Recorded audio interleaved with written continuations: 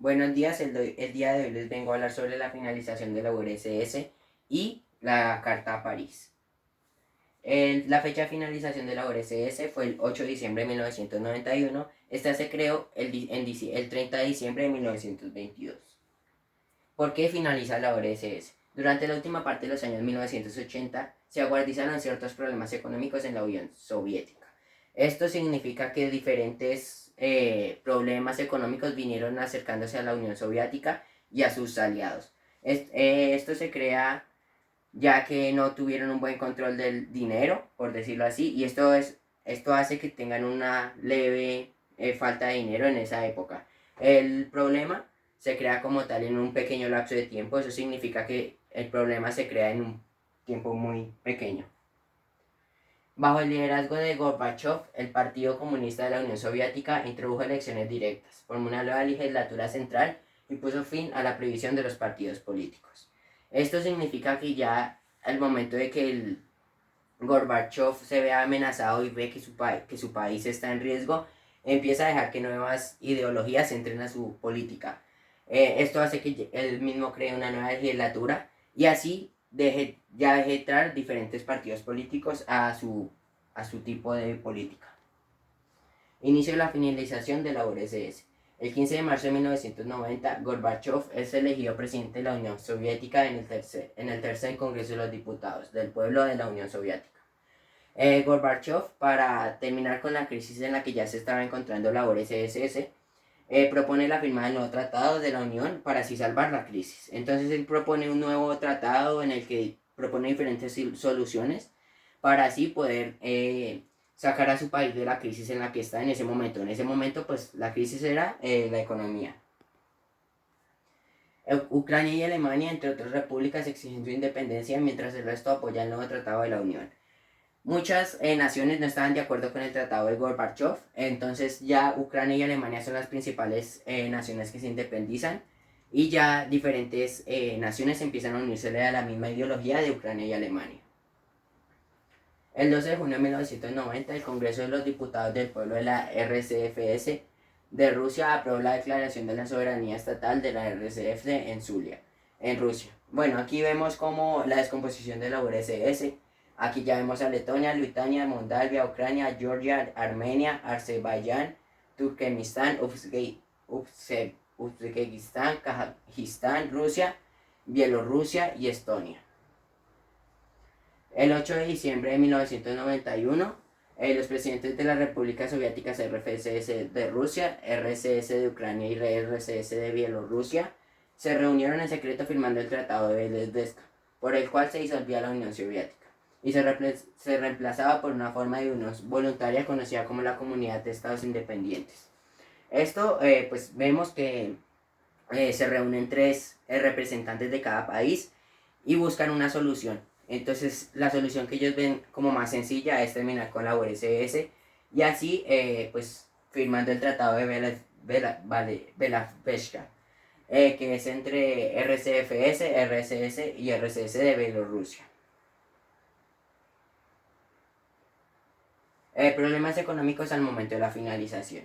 Este colapso posterior a la solución de la URSS ha recibido varias intersecciones. Es cierto que en algunos sectores relacionados con la tecnología de la información y la comunicación fuera de aplicaciones militares estaban relativamente poco desarrollados. En ese momento en el que URSS entra en crisis, se deja de pensar en diferentes tipos de crecimiento económico. Entonces ya, como vemos ahí, dejan la tecnología y, por ejemplo, diferentes armas bélicas por fuera de su economía y esto hace que cree un pico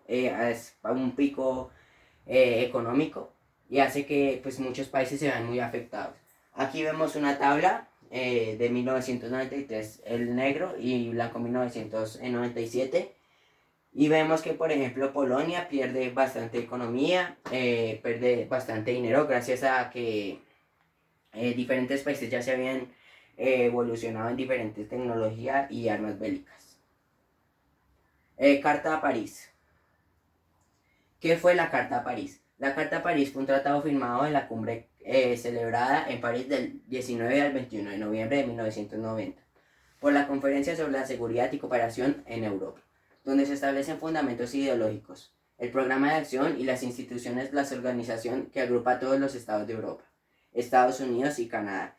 Bueno, la Carta de París ya es como un intento de levantación que hace URSS, aunque sea en la misma Guerra Fría y en el mismo decaimiento de la URSS. Entonces, ahí ya empieza a protagonizar Europa y Estados Unidos y Canadá. Entonces ahí ya empiezan a tener como una cooperación más, ya empiezan a unirse más los países y empiezan a tener como diferentes tipos de seguridad, diferentes tipos de tratados. La carta es considerada uno de los muchos intentos para aprovechar la oportunidad de la caída del comunismo, invitando activamente a los anteriores países del bloque del Este a incorporarse al marco ideológico del mundo libre. Se le compara con el Congreso de Viena de 1815, los tratados de Versalles de 1919, la Conferencia de Yalta y la Conferencia de Potsdam, a la final de la Segunda Guerra Mundial. Bueno, como vemos aquí hay como un mapa que no se ve muy bien, y ya está como toda Europa ahí unido en ese mismo tratado, en esa misma Carta a París. Esta Carta a París fue muy importante para la finalización de la Guerra Fría, que es algo que trataré más adelante, y lo comparan con bastantes tipos de tratados, como para avanzar económicamente y pues para poder estar más unidos con los otros países. La Carta de París, finalización de la Guerra Mundial.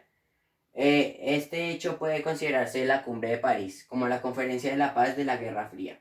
La Petrodisc había puesto fin a la división política e ideología del telón de acero.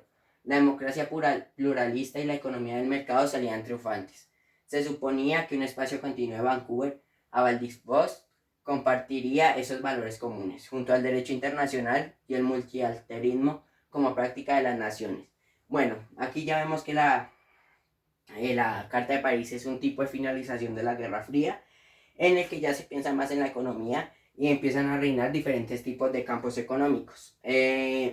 También se compartían diferentes valores y también se empezaron a crear diferentes derechos.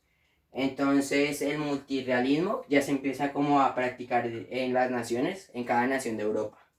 Vemos a todos los presidentes de muchos países reunidos conversando sobre la Carta de París. Muchas gracias.